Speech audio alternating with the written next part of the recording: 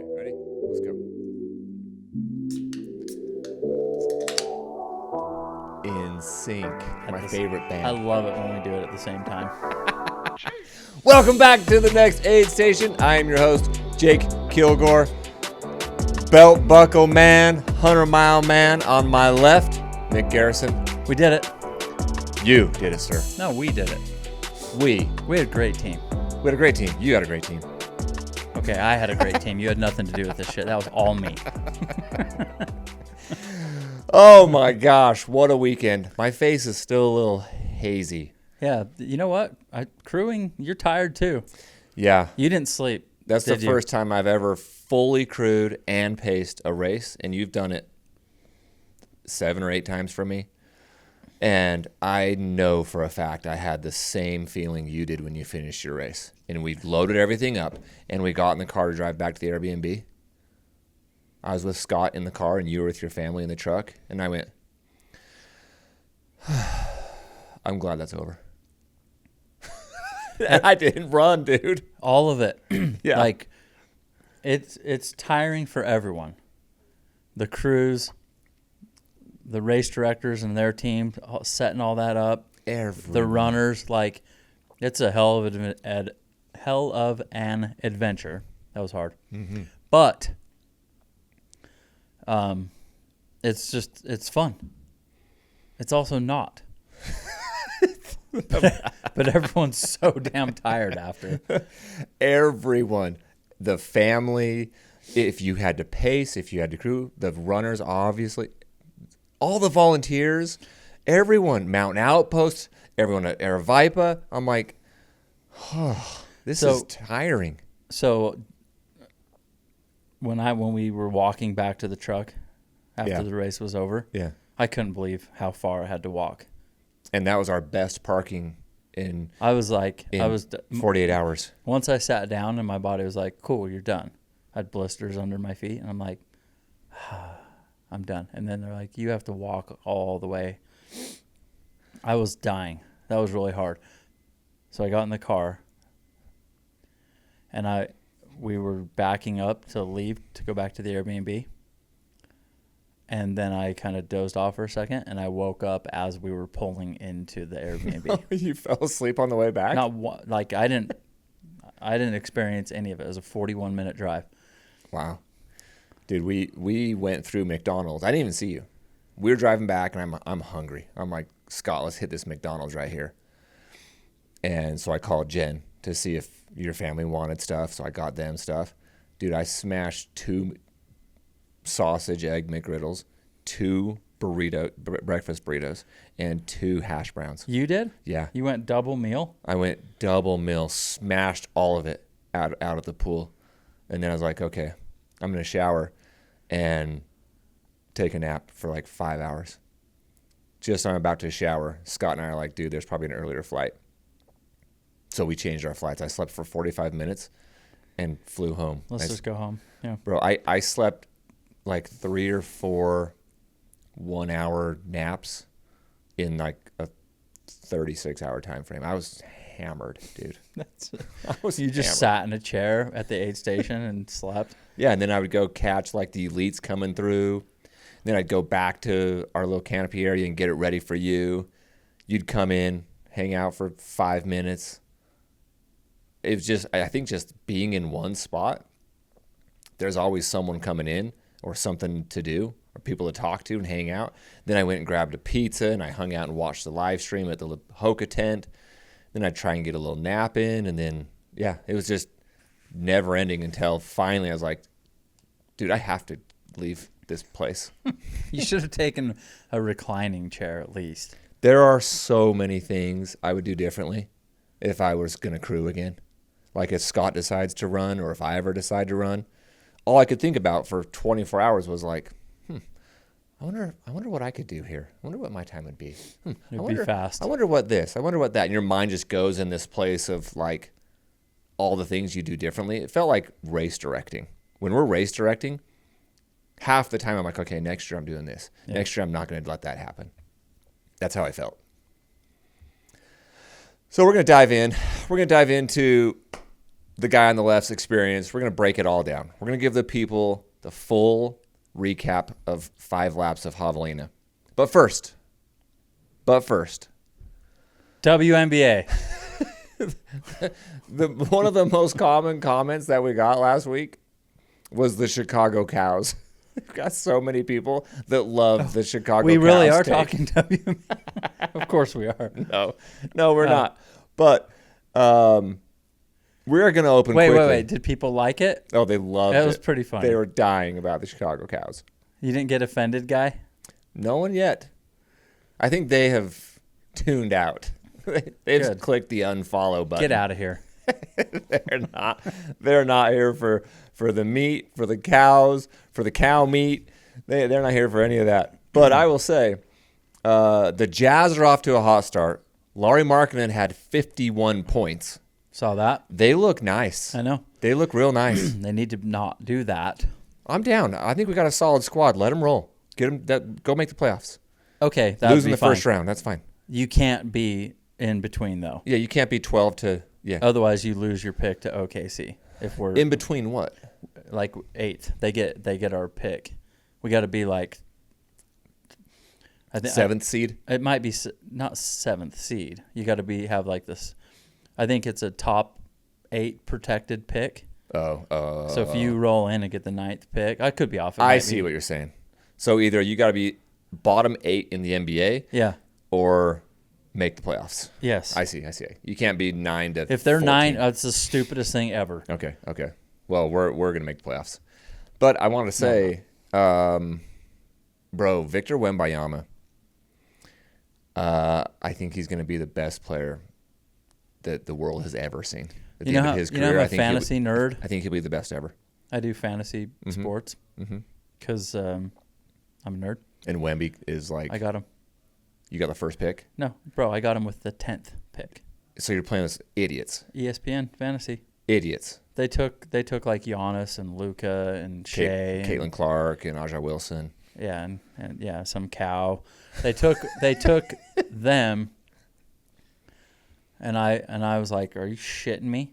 You're just gonna let Victor slide to 10th? Bet, bro. He in the first 3 games this year, he has 100 points and 15 blocks.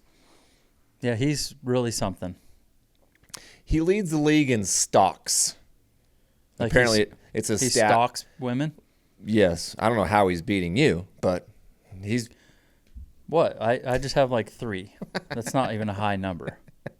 He stocks apparently is combined steals and blocks. Never heard this. It's not like an actual stat. It's just like who leads the league in steals, who leads it in blocks. How many of those 2 things combined do you have? It's kind of a thing. And he leads the league, and when you merge those 2 stats together, he leads the league.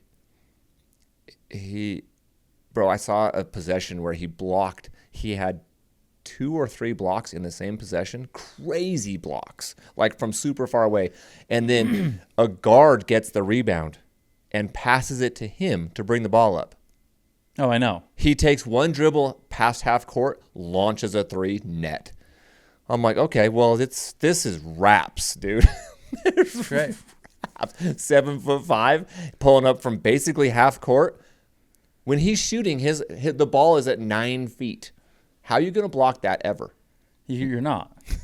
Then he's just going to. And I'm never going to try to block you if you're shooting from half court. Go ahead. Okay. Did you see Steph Curry doing a jump ball against him? No. Steph went in. He's like, I got this. He's like, give me it. Yep. He tried to steal it early, probably. Yep. So they did the jump. That's funny. That wasn't happening. Yeah, dude. Wemby will be, if he stays moderately healthy, like if he stays slightly healthier than, say an Embiid or Zion or any of those, like he'll be the best ever. He'll play 15 to 16 years in the NBA, and he'll go down as the GOAT. As the best player ever? Best player to ever play basketball. He's going to win 4 or 5 titles, and he'll be the best. No, he won't. Mark it. Mark this tape. Run this clip in 15 years from now. Victor Wembanyama, best ever. Nope. Okay, you know what else I found interesting before we dive in? Our boy, friend of the pod, Michael McKnight, is freaking back. He's back, bro. He ran 350 miles in the last 30 days. What the hell? He's back. Okay. Eyeball emojis. So where was he on the DC Peaks 25K?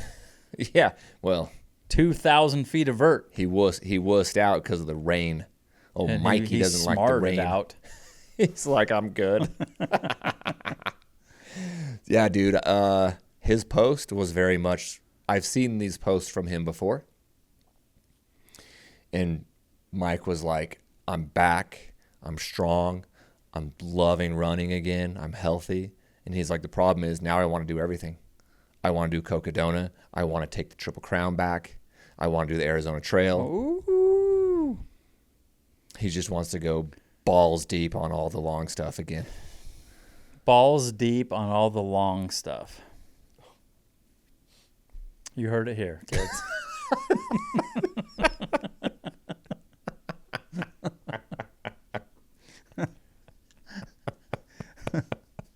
You know? My bad. That's my bad. That's my bad. No, dude, I was reading that and I was just like, my jaw dropped. My eyes got big and I was like, if this is the Mike we're all talking about, watch out. That dude don't mess around. No, he doesn't. When he does something, it is all in. 0 to 100. I don't care if he's HYROX guy. I don't care if he's bike 500 miles guy. Yep. 200-mile trail run. If he truly is healthy and his mind is in the right place, watch out. I know. Watch out. That dude is far from being washed up or too old or doesn't have the drive. That dude is dope. You know what I get excited about? What FKTs. You don't get excited about? FKTs. Yeah, they're okay. I don't know why I don't care. I'm like, yeah, go knock out the Arizona thing. Sweet. I'll see you on your next real race. I am kind of the same. I think they're cool. That shows you how much they love the sport. I think they're cool. I just don't think they fit in ultra running. I don't think it's even the same world. 200s barely fit in what people would consider an ultra race, an ultra running event. But when you're talking 2,000 miles on the Appalachian Trail or the Pacific Coast Trail or the Arizona Trail of 600-something miles, Arizona Trail, those are amazing. And those humans that do them, I don't care how fast you do them. I don't care if it's 45 days on the AT or 15 days on this, or when Killian wants to go do the Colorado Trail. Killian's going to crush the Colorado Trail. He'll crush it next year. I don't really put that in ultra running. I just don't. I think even if it is ultra running, I'm just like, that's cool. It's ultra running. It's ultra running that I don't care about. Okay. I don't know why. What is, well, we also kind of, I guess maybe we don't. I'm just like, oh, well, I wouldn't even ask what they did. And I'm like, hey, someone set an FKT. And I'm like, sweet. Cool, man. Jazz won last night. OT. Jazz won OT. Same world. Yeah, no. But if when Killian goes and wins the Triple Crown, I'm like, hell yeah, I care. Yeah. I didn't ask for it. It's just how I feel. Yeah. I do have interest in FKTs, in that I think it would be fun for me personally, for us as a team to go do one of them here and there. Maybe not one a year, but it'd be cool to go do one. Yeah, sure. But for a different purpose. For you to run it. Yeah. Yeah. Like I'm interested I would just like to experience that, whether it's the self-supported or it's the go out and, even the Arizona Trail. I probably wouldn't pick that one. I don't love the trails that are half of the state of Arizona. How far is that? Arizona Trail? Yeah. It's like 600 miles. Okay. If someone says that they do Cocodona, I'm like, holy crap. Yeah. You're crazy, bro. You're doing Cocodona 250. And then someone else is like, yeah, I did the Arizona FKT, whatever it's called, 600 miles. And I'm like, oh, it's crazy. It's way longer. I'm like, oh. You're like, oh, cool. Did the Jazz win last night? But did you do Cocodona? Yeah. So, that's funny. Well, yeah, you basically did Cocodona and then the Arizona Monster. That's the Arizona Trail, basically. Interesting. Yeah. I won't. I was going to say I'll have to reflect on why I feel that way, but I will just leave this conversation and never think of it again. Yeah, same. I'm cool. I like FKTs. That's great. I'm down. I will celebrate them. And I will eventually, before my career is done, I will attempt to do one or two. You will celebrate them. I'm pretty sure you just contradicted yourself in this exact I will celebrate them. It's fine. Okay. I'm saying I celebrate them. I think they're cool. I have a hard time grouping it with ultras. That's all. Okay. Speaking of that, though, Mike McKnight and his HYROX spiff he did there for a few months. We have talked about doing a HYROX. I looked it up last night. Winter is when I would do one because I hit F45 and I started hitting the gym. I hit F45 yesterday for the first time as I promised myself I would do for the next 3 months every single day. And it was fun. I loved every second of it. And I could just feel my body getting stronger in different ways. It's awesome. I'm very excited for the next 3 months doing that. So I got home, and of course my mind is in that mood now, and I started looking at HYROX events. And I was like, and I read the Mike McKnight thing, and I was like, that's wild. And I started thinking, who would win at HYROX? Mike McKnight or Truett Haynes? I think we talked about this. Did we? Yeah. Who are you taking in that event? Is it tomorrow, or are you giving him a training block? I mean, they're both trained. No, sure, that's different. Give them 6 weeks. I don't care. I would take Truett. For what reason? Because he runs a 2:28 marathon. He's faster and stronger. 2:25.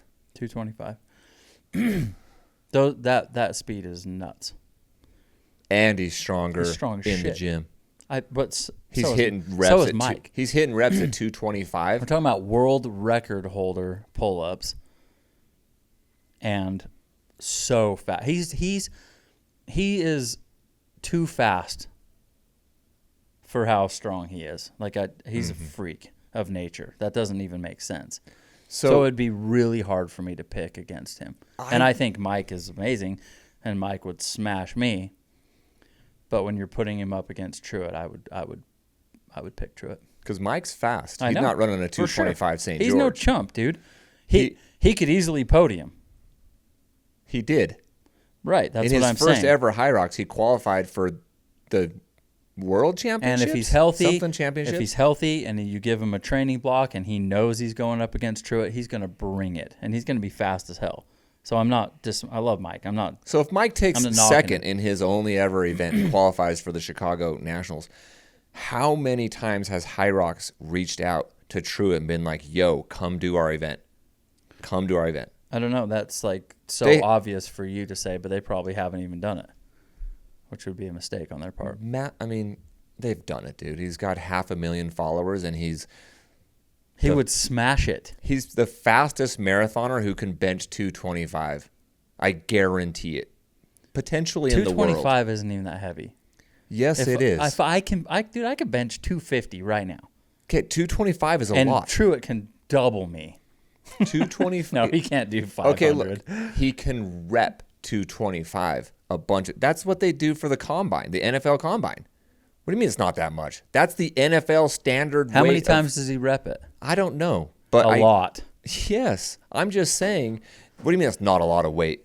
That's literally the NFL combine. I guess it depends. What you're saying, how many times you said a guy that can bench 225 and he's the fastest. I'm like, I guess I should have said, well, what does that mean? Because benching it once isn't that great, but he's repping it. Okay, even if you benched it once and you're still running a 225, okay, that's crazy. You're either one or the other. In the world of athletics, you're either Well, Mike could do both. He He could do. can't run a 225. No, but he could bench 225. And what's his marathon? I don't know. I have no idea. What do you think he could do? Healthy. He's fast, bro. St. George, we'll say, Yeah. to compare apples to apples. In the 40s? I would guess 240, 245.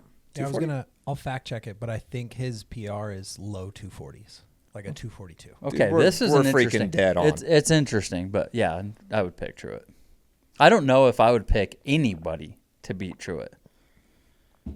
He could probably win the world championships of HYROX. He's that kind of athlete. Oh, I agree. I don't know anything about the guys that do it and how fast they do it in. Our boy Michael Kalen would know.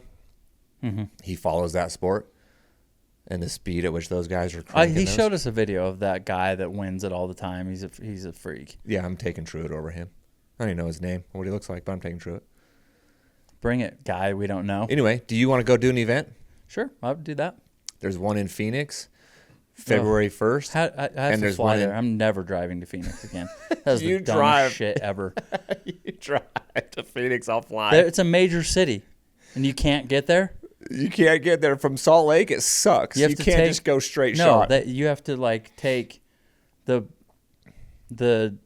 Pony Express trail, and you have to get on a river boat. Like, are we going to Antarctica? What the hell is wrong with Phoenix? The 5th largest city in the country doesn't have a direct route to Salt Lake. Doesn't have a direct route to what? You can't. I went to Vegas. You can't get from Phoenix to Vegas. I got to go on a two-way highway with 2-lane 7 highway. roundabouts. Those roundabouts. Just stopping all the time. I'm like, where the hell is the freeway? Can we get a freeway going to this major city? Can someone give us some love? Look at that. You go Salt Lake through Page, Arizona, take a quick trip to Lake Powell, and then dip down to Is that Phoenix. the one through the Indian reservation? I don't know. You should know. Yes. Oh, those are my people. Hualapai Indian Reservation, or you go through Vegas and you around. went Or you to go Vegas, you didn't go that way. Hoover Dam, we hit that. It's terrible. You're 10 hours either way. It's the bumpiest. I'm not trying to be complain guy, but I'm going to be complain guy. It's a terrible bumpy ass road, and I'm like, yo, Phoenix. I'm trying to get a nap here. Yeah, well, maybe that's why the Arizona Trail is so attractive to people. You can just drive That's to why St. the George. airport. You're like, I'll just run. Bro. Dumb. Yep. I've never driven to Phoenix, and I'm glad that now I know why I haven't. I didn't know why I hadn't. Now I know why. Yeah, no, I'm never driving there again. Yeah, that's lame. That's lame. Okay, dude. Anyway, that's my small side tangent rant. But I think that HYROX, it has my attention. The HYROX event. I'll tell you this much: if you could create a HYROX event with the best competitors in the world, which is what HYROX is trying to do with their nationals and their worlds and all that, they're missing all the best athletes in the world. They don't have them all. It's CrossFit-y. You know where the best athletes are that would crush HYROX? In the NFL? They'd be pretty amazing. No, they're in prison. Well, let them in. I'm telling you right now. Dudes in prison, working out a couple hours a day, twice a day. That's the stuff we did. We literally created our own HYROX events just like that. They should let them do it. Before HYROX was even around. Depending on what you did to get in there, they should let you go do a cool event like this. Like if you're in there because you're on a marijuana charge from 15 years ago, shut up. Yep. Let them do it. Dude. If you murdered someone, you need to do your time, dog. Yeah, but regardless of the reason they're No, in there. it's not. Hey, No. hey, listen. If Truett and Mike McKnight were on a team, because they have the HYROX team Yeah. thing, they're a team. They'd obviously be very fast. I'll go pick 2 guys who are currently doing federal prison time, and they would beat them. No, they wouldn't. Yes, they No, would, they dude. wouldn't. That's all they do. So That's what all. do you think? What do you think Truett does all day? Yeah. He doesn't go to work. He just works out and beats people from prison. Working out is his work. That is his work. Okay, I'm taking. Of course, you're taking the cons. I'm telling you, the athletes that are in there is insane. The athletic talent. Maybe And so. They're not beating Mike McKnight and Truett. yes, they are. I hate you. Give me the prisoners. Free them for 30 minutes to knock out a HYROX. So question for you two. If you two compete in HYROX, are you doing individuals against each other, or are you doing the team? I wanted division? to do the team And I wanted to do the individual, because you don't trust me to but I carry would do my the weight. team. But I would do the team with you. If we went together, it'd be fun to do the team event. The only thing is, I would just want to know what I could do, and then what you could do, and then we do it together. It's so if you do team, You got to do. 'cause I've been to an event before. If you do team, you guys just have to be together the entire time. So you can't start a workout until the other one finishes a run. You have to run together, Okay. and then you can tap each other out or tag each other out or in on any of the workouts. So if you have to do 100 wall balls or whatever it is, you Yeah. just tap each other out. so we whenever could you're could tired. just do 10, 10, You 10. just swap. Yep. Yep. But you're both required to do the runs. But you have to do the runs together. Okay. We'd be good. Yeah, I think we'd do pretty good. There's probably not another podcasting duo that could hang with us. Bring it. Bring it. Is there another podcasting duo? Not that's as great as us. They're all super mid. What? Super mid?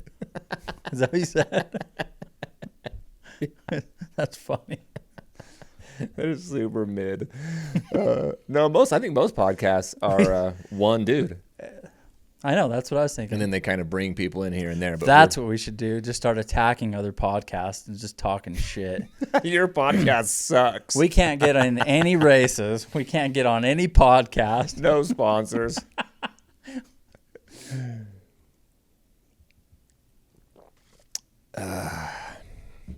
Rockstar. Kind of my friend. Bro, that is so your friend. You hit one on every lap. Every single It was lap. it was for drinks, it was podium. Okay. It was third. Okay. What was second? Ginger ale. Maybe first. But What don't was the other? kombucha. Kombucha. Dude, I posted the Ginger video. ale is probably the winner, actually. I'll get into that. I posted on our story when I filled up your flask with ginger ale and I stuffed it in your pack for you. A couple of people commented like, "Wow, ginger ale in the flask." Okay. It was saved my life. Yeah. It saved my life, bro. I'll get into that. Okay. Well, But kombucha, like nothing sounded good, and I slammed an entire can when I was sitting at the aid station, Mhm. and it set my stomach was fine with that. the I just kombucha. didn't have it out on the course, so it's hard for me to pick a winner between those two. Mm. One of those two is clearly it's like 1A, 1B, and then Rockstar coming in a little bit back, but still nice. Certainly above water. How about your the relight? Every time I hit you with the relight on each lap, Terrible. Hated it. just the taste of it, Just my stomach. I But you- didn't care about it, but you but hit it I every needed time? it. yeah, you needed So it. thank you for making me do that. I'm sure that I got a huge benefit from that, Yep. but I didn't want any part of it. Okay. So But you obviously need relight more than you need ginger ale yeah, why was the ginger ale hitting with you? because I was nauseated bad. And the bubbles, that's why the kombucha was working too. I couldn't drink water. Like I couldn't. You were gonna If gag? I took a sip of water out of my flask, I was just like, what? Until the sun went down. It was only when it was hot. And then, but I was just like, you know what? I don't want Gatorade. I don't want water. I don't want anything. I'm like, in my flask at the aid station, I'm like, I just want ginger ale. Mm-hmm. And I couldn't eat. So I didn't eat anything. Not really. That was wild. And I'm like, well, at least I'm getting sugar. So I got the ginger ale, and I could drink it, and the bubbles, like it worked with my stomach, and it got me through the heat. You I was know able what? to like eat those little potatoes they had, Yeah. and every once in a while banana. But it was ginger ale that got me through for 12 hours of the heat. That's probably why you were so gassed and depleted on the last section, the 3.7 mile section from whatever it's called to the start finish. You were slow there, and that's an easy 3.7. Easy. Well, it was because you I were went acting like that section was so hard. It was because I was doing a decent push on that 6 mile. Yeah, from Jackass to Jackass down. Yeah, it's all downhill. And then once I got there, my body was just like. Well, I think it's the sugar. You're running on sugar, just burning sugar, and then you had nothing to burn. Yeah. You're burning the sugar from the ginger ale, and then you had no fuel. Yeah, no it was food, really no carbs. That section, which you're right, because and thank you, by the way, because you made me run every step of that at the end, and I really didn't want to. We did great through there. Yeah. It's not hard, you're right, but when you're 97 miles in, it's hard. And I was really tired, and I didn't want to run. And yeah, like when you were on that section with Jen, and the time before on lap 3 on your own, I'm like, what is taking you so long? I went so fast on the other section from Jackass. Mm-hmm. Like, I was clipping people. Mm-hmm. And I paid for it. So, like, I didn't have much after that aid station. The vert on that course is roughly 1,200 per lap or something like that on the map. Jen's was like over 1,300 something. It was. Okay, I didn't even look at mine, actually. How many vert did your Strava record? 0. What about your watch? I didn't run Strava. I found that fascinating. When we were running together. Oh, this was a trick question? Yep. See if I would have lied or something? No, just want to see how you answer it. You didn't run with a watch, and you didn't even turn Strava on. No. You just... The gun went off, and you're like, cool. Let's go. Save that phone. Save the battery. Save the phone. And then I found out you were like hiking, running, walking, whatever, texting and talking and texting. I was like, why are you texting all these people during the middle of your race? I texted somebody if I got a section where I was kind of hiking up and I got service and it gave me a boost, then I would hit them. Okay. But otherwise, I ignored them. Like, trust me, dude, I got a shit ton of messages, and I probably responded to three or four people. I couldn't believe you didn't Strava your only 100-miler you've ever done. You're like, I'm good. I don't, whatever. I was on black mode. Yeah, bro, you went dark mode, black mode. The whole season, including. I could do a post. Just manual. Yeah, I got pictures. I don't know what happened to me. Who cares? Dude, I'm like, give me those likes. But I did post stuff on Instagram. Give me those likes. Yeah. Oh, you did? You posted? I shared. I didn't make any of my own, but I did. Oh, you accepted the collabs from Next Aid Station. I accepted a collab from Next Aid Station and from Jen. Yeah, it's great. Told the story. Great. Yeah, that tells the whole story. I was going to do more of a thanking my crew one because you guys just were literally pros. It was the best crew that anyone could ever ask for. So I was going to do one for that, but Jen's post had so many of the same pictures that I would have used. I'm like, that's good enough. It's all there. I'll hit him with a thank you text. Yeah, we got that. Thank you. You not running with the watch, you know what that reminds me of? And you're just like out there. I mean, there's a clock, so you know what the time is when you. Well, you knew what time it was on your phone, so you knew. No, I didn't check that. Well, one time I checked that. One time. You're like, I wonder. And I was supposed to get to back to Javelina headquarters at 1:30. Oh yeah. And so I started cruising to try and make that. Mm-hmm. That's the only time I looked at the clock. It was nice though. I'm like, because I don't care what time I get. Yeah. I just want to finish this race. Yeah. And I'm like, I don't care about Strava and I don't care about my time. I'm like, I very much care. Very much. Like, I'm not going back to work and to my crew at the headquarters and to F45 and to my family and being like, yeah, it happened again. I'm not doing that. Oh yeah. We're doing it. Yeah, there was no doubt you weren't gonna get it done. No, this was different. Yeah. That you not having a watch or Strava, that you know what made me think of. Did I ever tell you about that mile that Liner ran in prison? Maybe, I don't remember. Okay, so for the viewers, very good buddy of mine, probably my tightest homie in prison, Liner. The leader of the whites. Well, it's speculated. Oh, really? That wasn't true? Well, there's not supposed to be one. What? Yeah. The shot caller, as they say. Okay, anyway. The white shot caller. Okay, so we were just BSing one day. Bunch of dudes, and that's all we did. Hang out and just talk crap. And he was like, I can run a 7-minute mile. Like sub 7. Sub 7. Sub 7-minute mile around the dirt track. How old is he? At the time, he was probably 48, 49, somewhere in there. I think he turned 50. He was more of a pull-up meathead type guy than he was. More than he was a runner guy. Just lift. Pull-ups, push-ups. Most of the dudes in there they just want to lift and hit pull-ups and lift. Yeah. So yeah, super. I mean, strong, very, very strong. Like, I don't know. I think he was benching like 340. Yeah. Okay. I mean, in his heyday, he was doing a lot more than that. Yeah. So I'm like, all right, well, when are we going to go do it?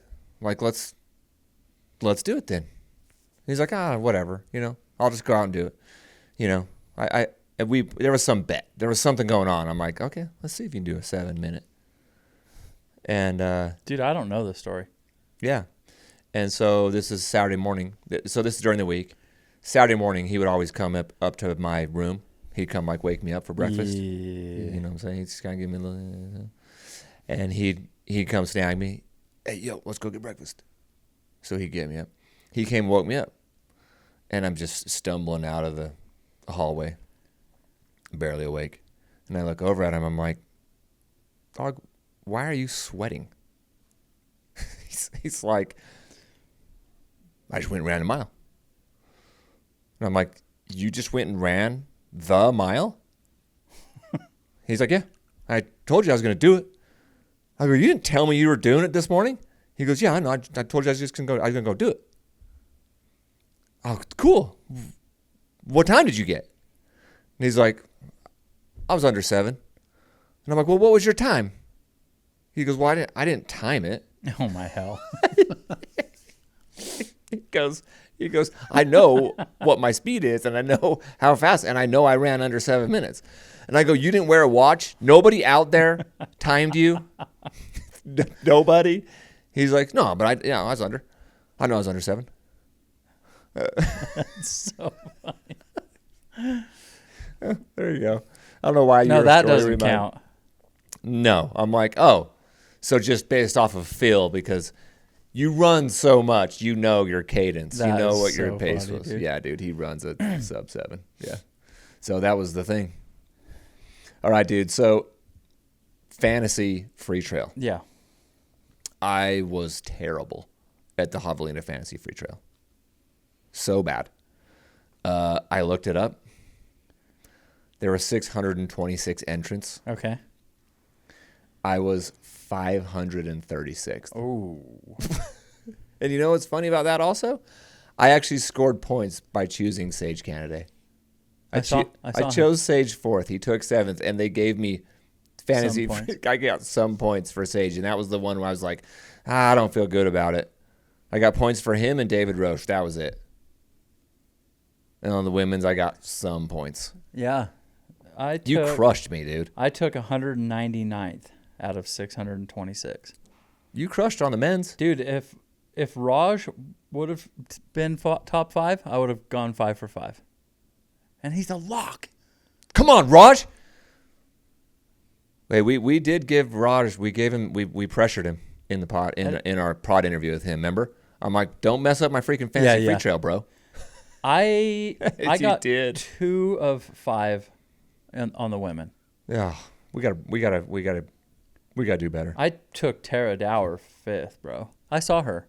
I'm pretty sure Sage was ahead of her. He was. Until Going the last into lap. no, like at the halfway point. She cruised. She had that to last pass lap. him on the downhill. She had to have, because I saw both of them. Like we were going up. We were almost to, what's that? Jackass. Jackass. We were almost there, and Sandy came by and said good job, and I was like, oh hey, what's up? And then I was like, oh shit, Sage, good job.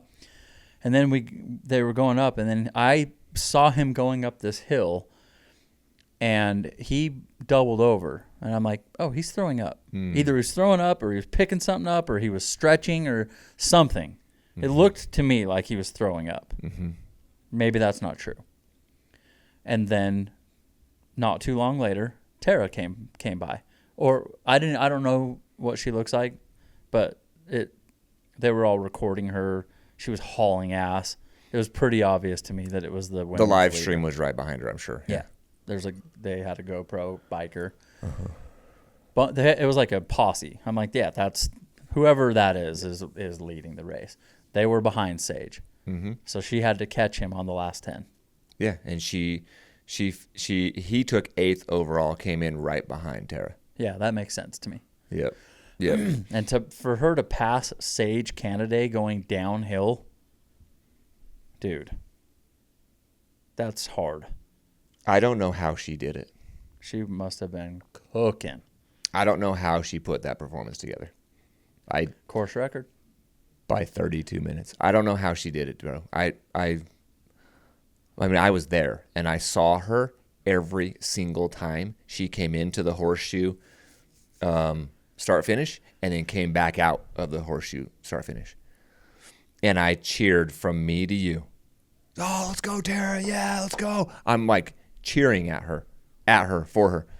She didn't even blink, bro. She didn't even give me one of these. She didn't even like, she No didn't even acknowledgement. nod, no, nothing. And I was like, oh my gosh, she is so locked. Yeah. So locked. I mean, bro, straight ahead, head down, like nothing. It was like nobody was there. For 13 and a half hours, she was just zoned. Yeah. I couldn't believe it. I'd never seen that before. I've seen it. During Wasatch, Jeff Browning was in, I think, 2nd place chasing Chepe. Yeah. And I saw him and we were coming like down. friends. You know him. Yeah. I just made a video with him. Yeah. And so he was coming down Alexander from what's it called? Big Mountain. Yes. And I said something to him. I was talking to him. There was no one on that road. It was like a Jeep path. Nobody.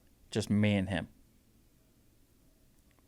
Like just right by me. Nothing. Didn't even look. He might have looked. Not what's up. Not thanks. And I didn't take offense. I was like, oh, I see. Like, I know the difference. He's working. He's at work. I know the difference between someone's being a dick and someone is dialed. Because then you see him again later and he's like, hey, what's up, man? You know, and it's like. Well, that's how Tara was when she finished. Smiles, cheers. She could celebrate. And she's been on camera a bunch. She's done live streams. She's done live commentating at a bunch of events. Like, you know her personality. But I was like, she is so locked in. Mm-hmm. I'm like, nobody's catching her. Nobody's catching. I mean, she is going to cook everyone. Because then I don't know. I was taken aback. Yeah, well, I saw her out on the course. Mm-hmm. And yeah, I'm like, that's not my pace. They're just hauling ass. Dude, So Will Murray breaks the course record, goes 12:10. Okay. David Roche breaks the record. Go back to record. Will. I saw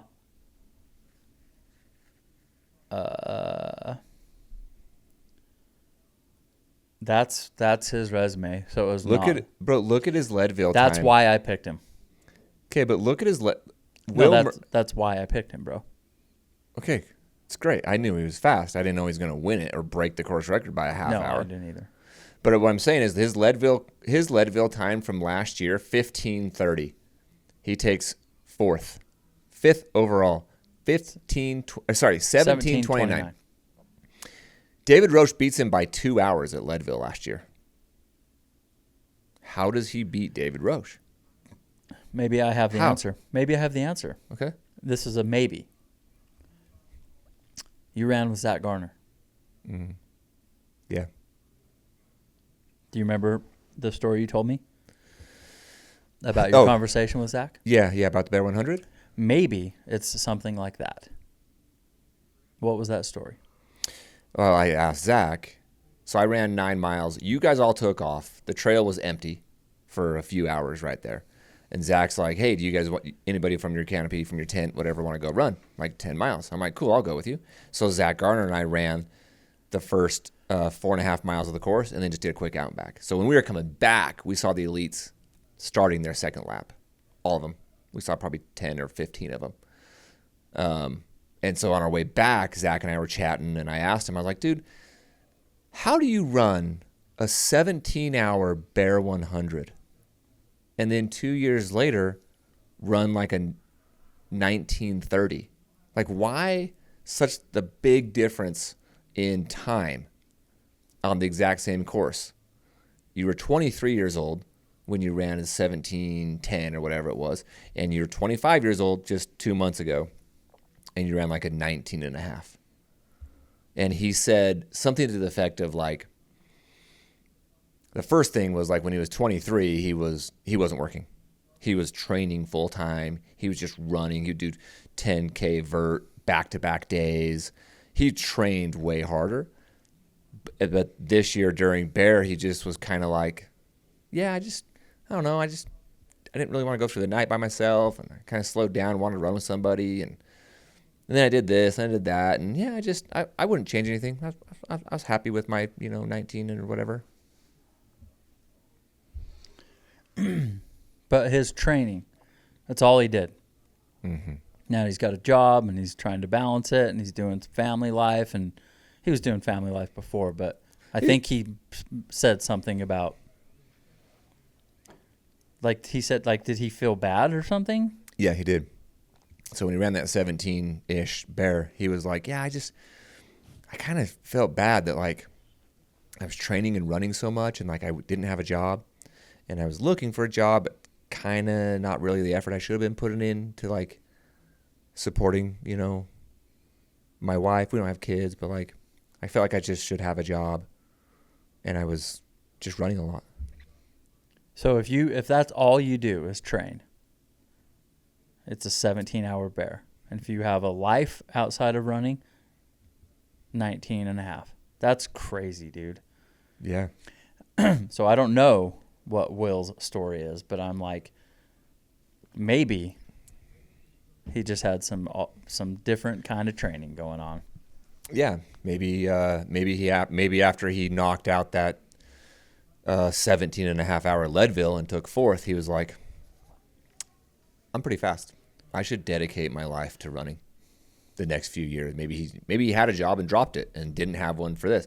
I don't know, but that's, given the fact that it was only 14 months ago, David beats him by 2.5 hours.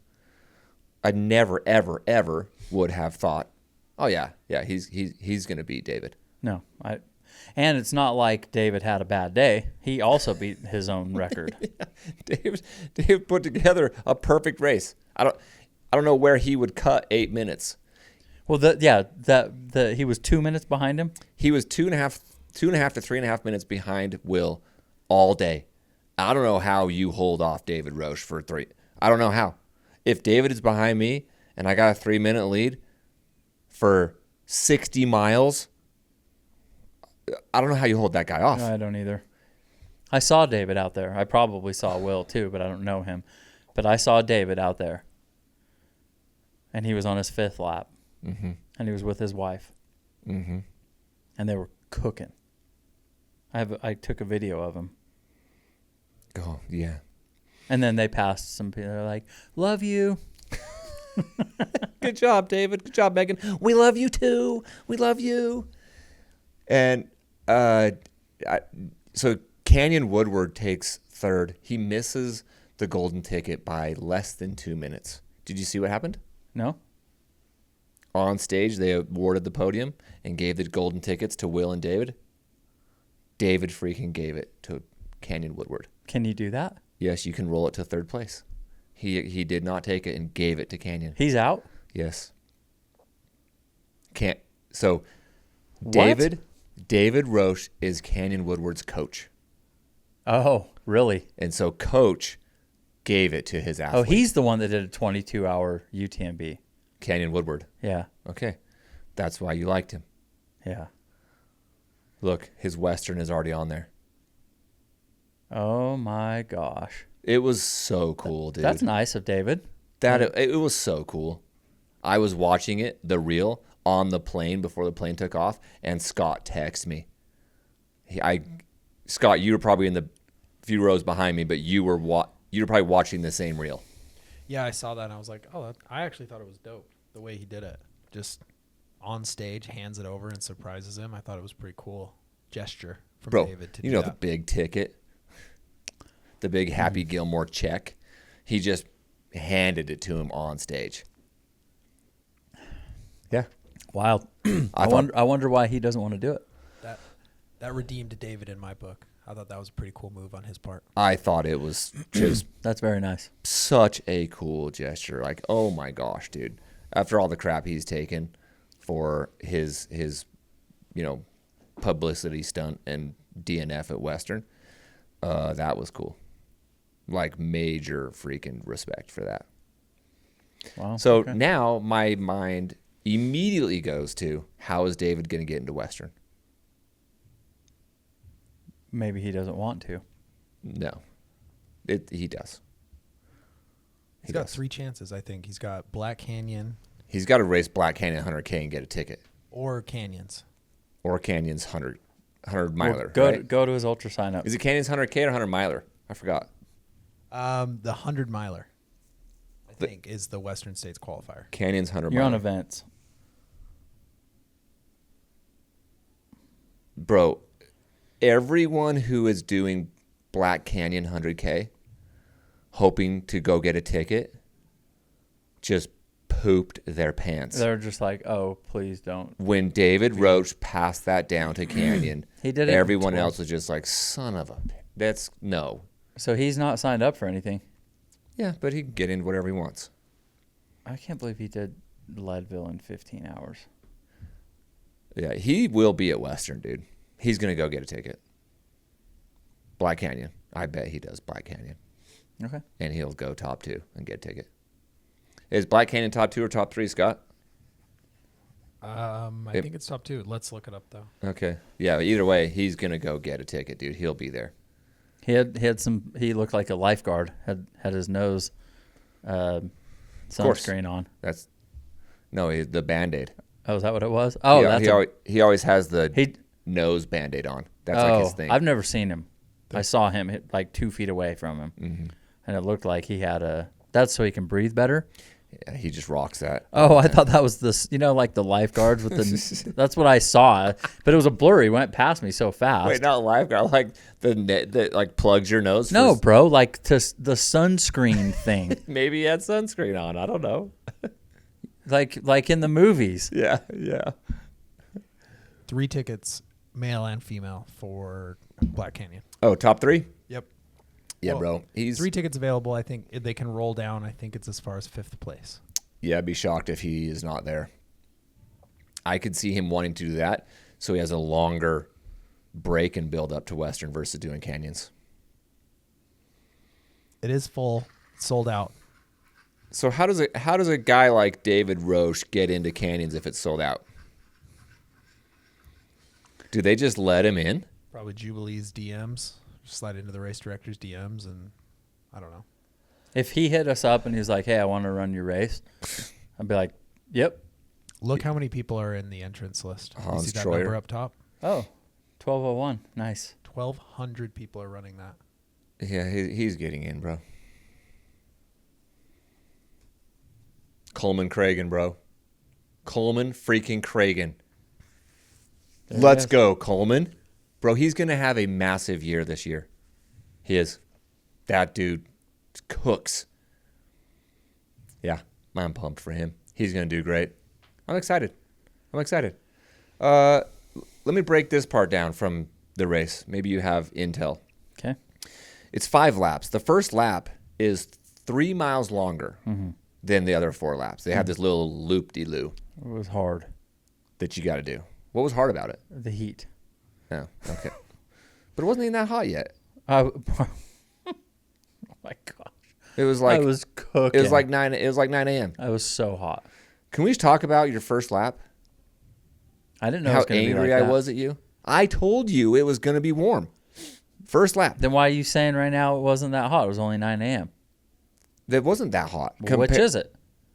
It can be not that hot and be too warm to wear a freaking black T-shirt and have a handheld water bottle, Mick Garrison. Listen. What are you doing? You wore a black T-shirt, no pack, 'Cause it was- and a little baby handheld. That was like a sippy cup. You're a sippy cup. That is rude. No, I You took a freaking sippy cup. I for didn't the first know lap. I was going to. I look. Yes, that was a mistake. I didn't know I was going to be that hot. I told you when I ran the lap with Rachel. I didn't pay finished at 9:45 a.m. and I was so glad it was done because we were getting warm. But I didn't pay attention to a lot of stuff. Cam's texting us last night talking about stuff that I didn't know that he knew about. I'm like, I'm sitting there and I'm like, what? How does he know? Yeah. And I'm like, I I didn't even remember that we talked about it on the podcast. You sent me the timestamp. You probably should tell everyone what you're talking about. Okay. When we were interviewing, oh wait, is that the right way to do it? No, I would Okay, say. I'm laying in bed last night. There you go. I'm watching Friday the 13th, the original. By the way, what the shit? I'm halfway through it and I haven't seen Jason. Bro, it's an hour and a half. I'm 45 minutes through it. I still haven't seen the guy. You were upset. I'm like, it's the OG. I wanted to see the OG. 1980. I'm like, Halloween crushes you. Okay, Michael Myers crushes you. Anyway, so I'm sitting there watching Friday the 13th. Get a text message. Group text with you and Cam. Cam Haynes is who he's talking about. Everyone. Cam Haynes. And Cam's like, dude, shit, I'm sorry. I dropped the ball. If I'd told you I was going to get you some shoes. You know, all love, bro. And I'm like, oh shit. I'm like, how does he know that? Yeah. I'm like, because I forgot that we talked about it on a pod. You literally were like, Jake, did we talk about that on the podcast, or how does he know? Like, why did you tell him that? Yeah, Jake, why did you tell Cam that I wanted the pair of shoes? Oh So my I gosh, it was was so funny. I'm like, I was dying. It was so funny. I want to go back and watch some of the podcasts because I was just like, I was done. So this morning, I'm listening to the Killian Korth interview on my drive up from Salt Lake, and boom, minute 13, Killian Korth interview. Somehow I don't even know why we brought it up. Because he was talking about Speedland. his shoes. His feet are too wide. No, that like how he can't get a sponsorship because Ultra gave all their money to somebody else. Yeah. So he said he would try the Speedlands. Yes. And then you turn to me and you go, hey, Mick, where's your Speedlands? Yeah. So anyway, you're blurring the lines between reality and podcast, and forget that sometimes we're on a podcast. I did. I already forgot why we are talking about that now. I don't know. We were talking about that 3 mile loop, bro. Oh, because you forgot a lot of things on the first lap because I was getting mad at you. You wore a freaking black T-shirt and your little sippy cup. Yes. Okay. You were talking about forgetting things. Got it. And then I forgot. And then you forgot why you forgot. Hey, you said after your race that your brain hurt. After the race. This is after the race. No, this is right now in this moment. My brain's hurt. Okay, so anyway, I made a mistake, and I was really hot on the first lap. And I would like to say this: my body hadn't accepted that, like, you're doing this all day. Like, for real. You just, like, you look past shit. Mm-hmm. And my body was like, yeah, you're going to have to adjust because you're not stopping. And then you guys did a great job. Even if you were mad at me, you guys, the positivity was amazing. Your worry of seeing how hot I was and how I looked didn't come through till after I left the tent. So that was awesome. Mm-hmm. You guys can bitch and moan with each other, but you did not let me hear any of that. No, I literally, after you left, I'm like, he's freaking getting it, dude. After this race is over, I'm going to wring his freaking neck. Yeah, and you guys doused me, like, head to toe, ice water, bandana. Like, I was cold. And then you got some, I ate, or not really ate, but I drank kombucha, some Rockstar. And then I took some time to recover because my heart rate was really high. I was like wrecked after that first round. Bro, I was very worried after that first lap. I turned to Scott and Jen and I was like, he might have just set himself back for the next 12 hours. Like, he might just not recover until the sun goes down because he just is so far behind on nutrition and hydration. He's overheating already. So it took me 45 minutes to feel normal-ish again. It didn't take me 12 hours, but the heat was hard all day. But anyway, if you had been that hot after the second lap, that would have been a problem. But oh yeah, it was early enough. Yeah, it wasn't quite hot enough, I think, where you were able to just like bounce back real quick. Yeah, it was like 10:30. You came in around 10:30 a.m. You probably were hot for an hour and a half, right there. Yep. Warm, and you just couldn't do anything about it in a freaking black T-shirt. Yep. And a sippy cup. Because you couldn't pour that water on you. You had to drink it. You didn't have a lot of water with you. Yeah, that whole extra Loop. extra 3 mile loop hurt me. Yeah. Like, I was like, oh shit. But I never thought, just so you guys, like, I never thought I'm dropping. No, we knew you were finishing. We started talking like, dude, I think he's going to be coming in, around 10 a.m. tomorrow morning. Like, he's going to be pushing 28 hours. But you recovered, bounced back, and really started moving way better. And I thought, like, I remembered, like, you guys were like, every single chance you get, just soak your entire body. Make sure you get your arms. And I did. And then that helped a lot. Yep. But I couldn't eat. I was nauseated, and I was throwing up. Ugh. I don't know if I've ever thrown up in a race. Have I? I don't think so. No, not that I'm aware of. You gagged a bunch. I'm like, I dry heave gagged. I'm like, I can't eat. You can, like, Jorts, Bill Hyatt came over. He's like, dude, you got to eat. And you were saying it, and everybody's saying it. You got to. I'm like, I can't eat. If I eat, I throw up. Mm-hmm. Par for the course. If I don't eat, then I have no fuel. Which means you got to eat. No, you can't. You got to drink calories. So I drank ginger ale. Yeah. And it's literally the only thing that I could do. So I was looking at these laps, and I wrote these down. Will Murray's, I went last night, I wanted to see Will Murray's splits compared to Tara's splits. Okay. How fast they're running each lap. Will Murray, these are his 5 laps. And I rounded because I didn't care that much.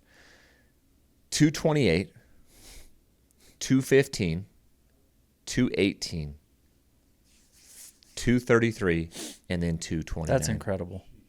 That is incredible. And that 2:28 includes the extra 3 miles? Yes. So Rachel and I ran. I forgot about that. Rachel and I ran a 2:30, one lapper. Did you do the extra? No, we didn't do the extra. And we weren't. We were pushing. We were both, actually, I talked to her after, and we were both running slightly above our comfort chill zone. We were talking the entire time because Rachel doesn't know any other way. And it was awesome. Great conversation for 2.5 hours. But we were pushing pretty good. I think that's like a 8-minute pace, the 2:30 lap. So we were running 2:30s, That's exactly Tara's second lap. Tara goes 2:45 on the first lap, which includes the extra 3 miles. Then she goes 2:30, then 2:37, then 2:50, and then 2:49. Whoa. And what I found between these two, their strategies and their ability to pace and win both their races, setting course records by 30 minutes. Look at the way they break down. Their fastest laps were lap 2, and then lap 3 has a slight increase. It's the hottest lap of the entire course. Yeah, their first laps were the fastest. But from laps 3 to 4, pretty big jump, right? Will's lap 4 is 15 minutes slower than his lap 3. Mm-hmm. And Tara's was 13 minutes slower. But then lap 5, they run faster than lap 4. I mean, she basically ran the same thing. Yeah, 4 and 5. But slightly faster. A minute-ish faster. The ability to close is unprecedented. At that late in the race, you can go mile 80 to 100 faster than you ran 60 to 80. Yeah, that's incredible. I looked at that and I was like, they ran very similar races, just call it 45 seconds per mile slower Tara was than Will. Over literally almost lap over lap, mile over mile. I don't know what, but you ran your last 3 laps were almost exactly like 5.5 hours. Like, bing, you were super predictable, dude. After lap 1, we didn't know what to expect, and every lap I think 2 through 5 was very consistently like same amount of time to get to that aid station. Not only was the time the same for the full thing, every segment. Yes, I just rinse, repeat. I did the exact same thing again. Mm-hmm. Go back to see you guys, do the exact same thing again. And I thought about you. I'm like, this. Right now, I remind me of Jake in Tahoe. Mm. You had 20 miles. It was taking you 5 hours, and you would just do the exact same thing. I'll see you in 5. You didn't have any aid stations. You had to carry all your shit, and you're doing a 200 miler. So I know the differences, sure. But it just reminded me of that. Just do that again. Wash, rinse, repeat. Do that again. Get into a Just routine and just lock in. Yeah. Yeah, you were great. So those dudes and Tara, I was blown away. It was cool to be there, like in person, watching it all go down. I don't understand the speed at which, like, there are levels to the sport we've talked about. Mm-hmm. But, like, even with you, you'd go and beat me in this race by whatever it is, 6 hours or something. And I don't get it. I don't get how the human body can just do that, save that pace. Yeah, I don't know what I would. I don't know. Like, how. I can go out and run a fast first mile, like if that's all I had to do. Mm-hmm. And then you just hold that exact same pace. And just do it again. I know that there's a ton of training that goes into it, and I'm just like, the people are incredible. Dude, I'll say, man, Aravaipa put on a freaking show, dude. They do everything right. Can we talk about that for real for a second? Yeah. They are amazing.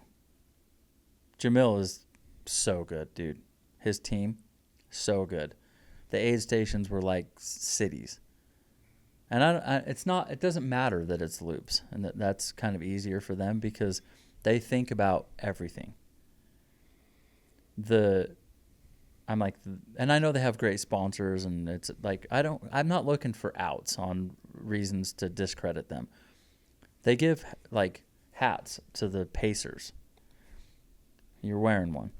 Dope hat. They have ice boxes like the ones that you see at the grocery store. Mm-hmm. Like the big white ice chests filled with ice. And they have generators with huge lights so that when you cross the road, you can see and drivers can, like, so you're safe. the aid station, like the volunteers and just everything was perfect. They're amazing, dude. Dude, the party at the finish line all night. I think they've thought of everything.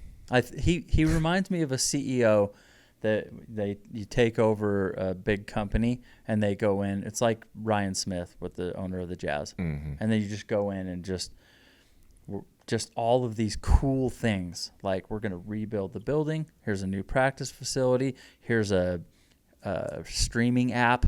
Just all these cool things. I'm like, yeah, and they have thought of everything. I'm like, he's the standard. They're badass. Yeah, it's going to be a thing that everyone who races an Aravaipa race creates a standard for excellence. Like, that's what I expect when I go run blah, blah, blah race in Colorado or wherever. If you haven't run an Aravaipa race, you should do it. They're so good, dude. And this one, it's the Western States. It's a ticket race, golden ticket race. It's live streamed. It's the mecca of his race. I mean, it's what he's got. He's got Black Canyons. He's got, Toasters. But those two that have the golden tickets, they have the live stream. It's a freaking event, like big production. Yeah, and they just crush it. I'm really impressed. Yeah, to pull that off, dude. Awesome. Kudos to him, his whole team. Obviously, he would give credit to all of his team, which he should. The whole team's awesome. Yeah, the volunteers were incredible. It's a little weird when you're out there running and people recognize me from the podcast. People are like yelling stuff and random people coming up and giving me a hug, and I'm just like, this is crazy. Dude, this is crazy. The whole experience was crazy. The amount of love that we got was unexpected. I mean, tons and tons for 2 days. Well, 3. Friday, I was out there running with Rachel and at the pack of pickup and all that, wearing my shirt and hat. Saturday, of course, all day, race day. Sunday, bled into race day. For 3 days, basically, for 2.5 days, there were so many comments, hugs, love your show. Hey, keep doing it. Hope you guys keep doing it. Like a lot of words of encouragement, because there is that tiny percentage of people that are just going to hate. Screw you. You know who you are. And I couldn't believe that 1% wants to be so loud to hate against us or hate against anyone who affiliates with us. Bro, people, there's a tiny percentage of people out there. I don't know if you even know this, because all this stuff was going down on race day and I didn't bother you with it. I think I told you some of it when I was pacing you. But there's a person or 2 or 3 out there, tiny, tiny, tiny percentage, who literally is like pissed if an elite athlete comes on our show. I know. Or if someone takes a picture with us and they happen to know them. I'm like, screw you. She better be careful, because we're ready to blast her and go public with it. Yep. Because we're cool. We like to talk shit. We like to banter. But if you hit us, if you see a clip or you think you know something about us from an Instagram post, but you don't actually listen to the podcast, go ahead and do your thing, and then you can do it a little bit more. But don't go too far, because I'm about ready to blast you. Yeah. Yeah. And then I think that our people will respond, and then might not buy your product. Then you're squashed. You're squashed. We'll kill you. Brandly. through brand. We like, I am blown away. Just at least listen to the podcast and have an informed opinion. Bro, I am blown away that someone is so uptight or nitpicky or all up in their little whatever, that you're actually going to reach out to someone and say, I can't believe that you took a picture with the next aid station guys. Yeah. What is wrong with you? Do you really care that much? You're You cancel culture guy. You want to pick someone's friends for them? I wouldn't. Don't hit me with an ultimatum. I'm not going to sponsor you because you're associated with Next Aid Station. That blows my mind. Then I'm out on you. Didn't they say, I'm disappointed that you went on the show? Like, are you my mom? Like, you're disappointed. Why should I care that you're disappointed? Why can't you go talk to people that you might disagree with? I can tell you right now, just getting to know Rachel a little bit, I can already tell you right now, we don't align on everything. I already know this. Who cares? It's great. I don't need to. Yep. She's awesome. Yep. I can have a conversation with her, and we don't need to just talk about all the things we disagree about. She's just super fun and super cool, and I would hang out with her anytime. Guess what? I don't agree with almost anything that my mom says or thinks. But you still hang out with her? Yes. Yeah. I don't need, you just, look, let's just talk, and I like to banter and have fun. I'm going to tease you, but I can take it. But when you do it like, I know the difference between banter and just anger, and you're being a dick. And when you do that, it's not banter anymore. You're offended guy. I'm like, now, well, and you're I'm trying like, to, okay, now you have my attention, because this isn't banter. it's interesting to me that those that may have gotten offended or gotten their little feelings hurt or don't like how we promote trail running or don't like whatever we say or do because we mock or we offend or whatever. I don't even know what. And then they want to rally troops. Cancel culture. It's wild. F off. Yes. Screw you. You got something coming for you. It's coming for you in a bad way. Look, Camille Herron's a perfect example. We've been messaging, bro. We had some strong opinions, and we talked about Camille on this show. And you know what? We just off air, even came clean on everything. Talked to her. She handled it great. Jake called her Camel Toe to her face. I know. I told her all of these rules that you follow so closely, that you really care about them that much. You're HOA guy. I told that to her standing outside of the house. And she just laughs, bro. She's like, it's fine. She's like, I know, it's one of my traits. The rule following and the rules, like it's just part of who I am. So we're having a laugh, and we're not being disrespectful to her. No, like you're coming on our podcast. We're going to be respectful. Oh, you guys were super nice to her. We're going to ask you some tougher questions. We're not, but we're not going to be mean. No, dude, I flat out told her when the podcast ended, the recording ended, and we were still in our chairs. Like we were just standing up from our chairs in that room we were in. I literally was like, yeah, flat out, like our nickname for you is Camel Toe. I know. I heard you. She died laughing, dude. She's all, I've been called that my whole life. I'm like, yeah, we call you Camel Toe, or we might say the toe. We might just be like, the toe is coming on the show. And she just dies laughing. And she's like, she literally said, if you made me an Next Aid Station shirt that said Camel Toe on it, I would wear it. I know. We got to produce a Camel Toe shirt. But to your point, we can joke around. We can banter. We can poke fun. And if you get it, you're in. You get it. And if you don't, and you go offended guy, cancel culture guy, great. Unfollow. Don't listen. We don't care. You're not part of what we're trying to do. But then when you start rallying people against us, then you got something coming. Be your little self. Click the unfollow. Don't listen, and just cool. That's fine. Mm-hmm. But when you start rallying and giving people ultimatums, it's going to be a problem. Yeah, you do an ultimatum because you saw a clip. Yeah. You're so stupid. Crazy. Just actually understand what you're saying before you go out and say it. Yep. Then Then you can have a difference of opinion, or maybe you don't think we're funny. Now you're not stupid anymore.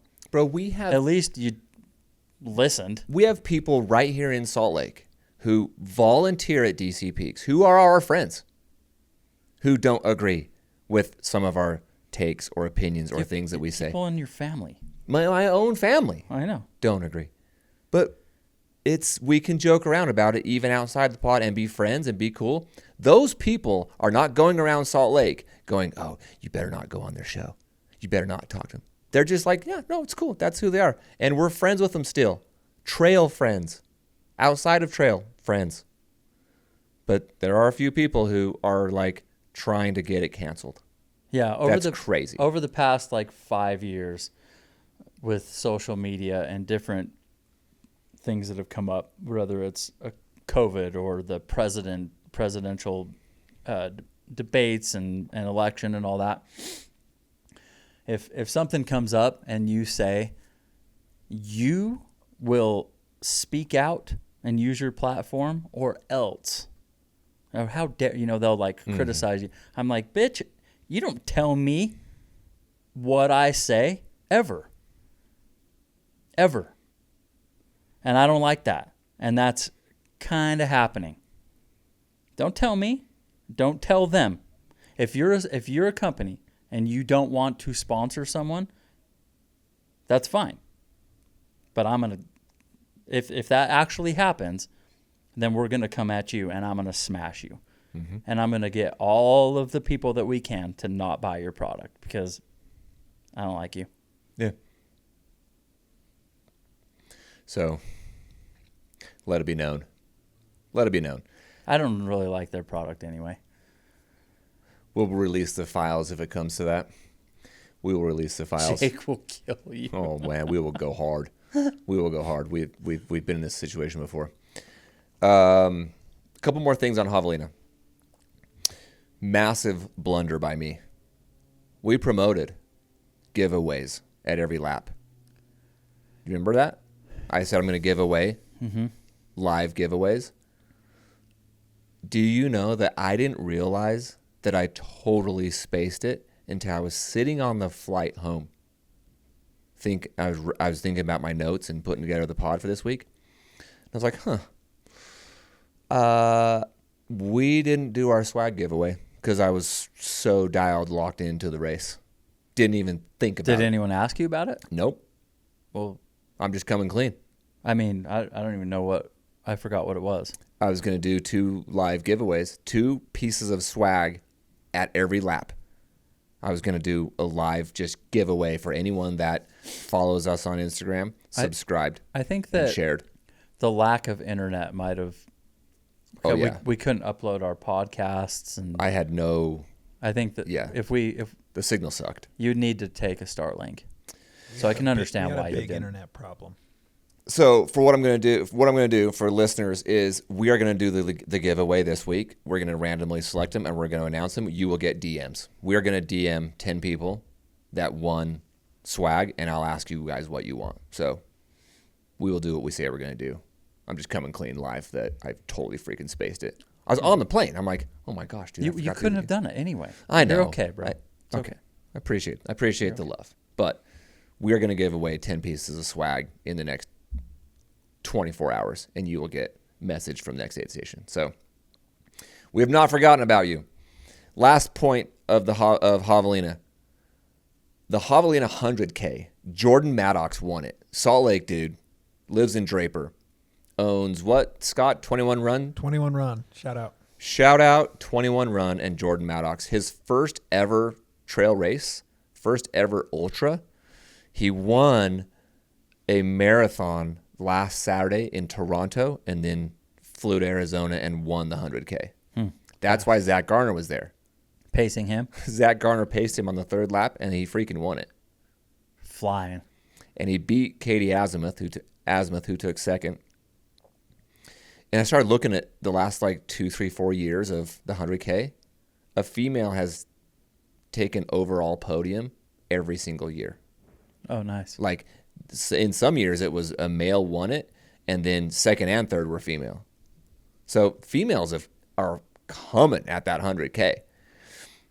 And then I started looking at the times, and I'm like, Jordan ran like a 8:25 or something like that, which is blistering fast.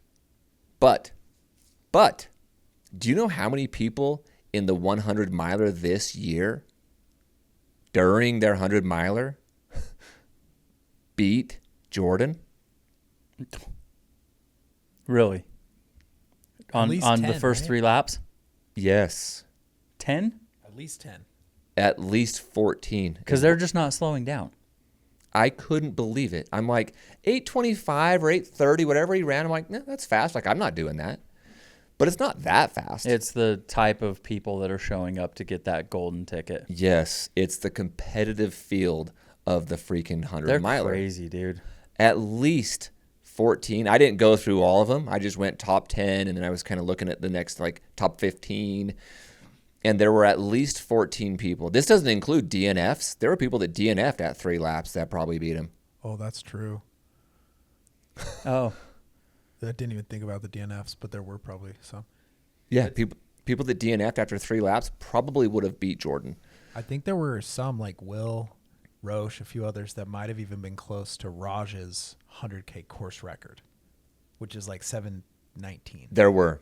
I think David and Will ran like 7:06s. I wonder, how could you be running that fast? What's going on that you're dropping from that race on those top level? They know when their motor isn't there, and They're their just body like, I don't have it today. I don't have it today to even compete, and I don't want to just drag this thing out. I don't want to drag out a Just that 18-hour energy finish. level's just not there. Like, Yeah. I don't have that gear. Like, Yeah, the gear isn't there. the what? They got a little niggle. They got a little niggle going on, and then Well, the I know gear- that Raj, he had Yeah. some knee Yeah. issues. Yeah. Multiple knees, or one. How many knees does he have? I don't know if both of his knees hurt or if it's just one. Or if all 3 knees were hurting. So anyway, I found that fascinating. Shout out Jordan and 21 Run Club. Shout out to the women in the 100K that always podium. That's freaking cool, dude. Yeah, I wonder why Katie Asmuth didn't do the 100 miler. I don't know, but I couldn't believe it that 15 to 20 people that ran the 100 would have won the 100K. That's blistering freaking fast. That's How did you find that?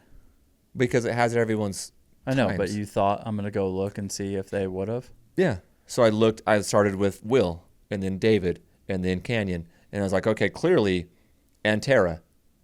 Clearly the top 5, top 8, and I got to top 10, and I started skipping around. I was like, oh my gosh. Because on the split chart, it has their overall time when they finish lap 3. And I just went, okay, how many of these runners are under 8:28? I think he ran like an 8:29 or something like that. And it just started, and I was like, wow, dude, this is kind of wild. They were just running Jordan Maddox's time. Jordan Maddox runs like a 2:12 or 2:15 marathon. The dude is fast. Fast.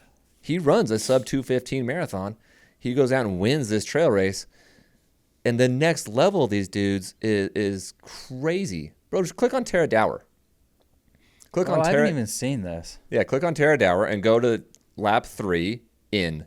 Javelina quarters in 3. 7:49. She ran a 7:49 100K. Jordan ran, I think, 8:28. Oh man. See, they don't slow down. Go back to the I don't think Loudon did. I remember looked to at the full hers. field. 16th place, 8:49. Yeah, she ran at 8:49. Anna Loudon did. Okay, let's 8:49 100K. Let's see Will Murray's. Oh, what, Caleb took 5th? I think it's like 7:04. So that's well under course record pace for. yeah, bro. He runs a 7:04 100K, and I think David was 7:06 100K. The course record is 7:14. Oh, 7:09. Oh yeah, 7:07. Oh, it's the start finish. It's the next one down. Start finish 3, 7:09. That's the number you want to look at. Boom. 7:09. I mean, you're beating Jordan by an hour and 20 minutes, and then you still got 2 more laps to go. Pretty staggering. Yeah, it's crazy. Okay. Anything else on Javelina? Good job, dude. Freaking proud of you. Thank you. That was an experience, man. When are we going to start looking at your next race?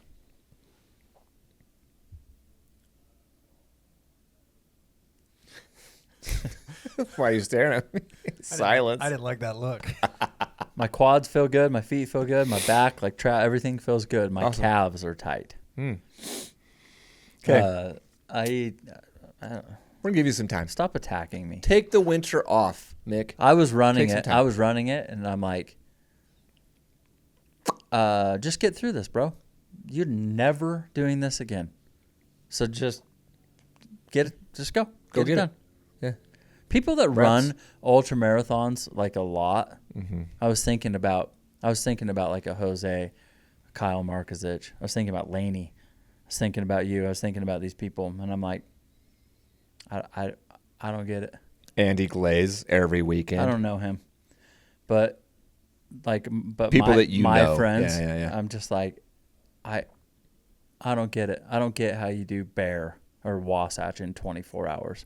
You're gonna do all that climbing. 2 weeks later, from Wasatch, 3 weeks later, go do Bear. Yeah, Kyle's gonna go do with the Wasatch. I know every step of that race, dude, pretty much. And I'm like, you beat me.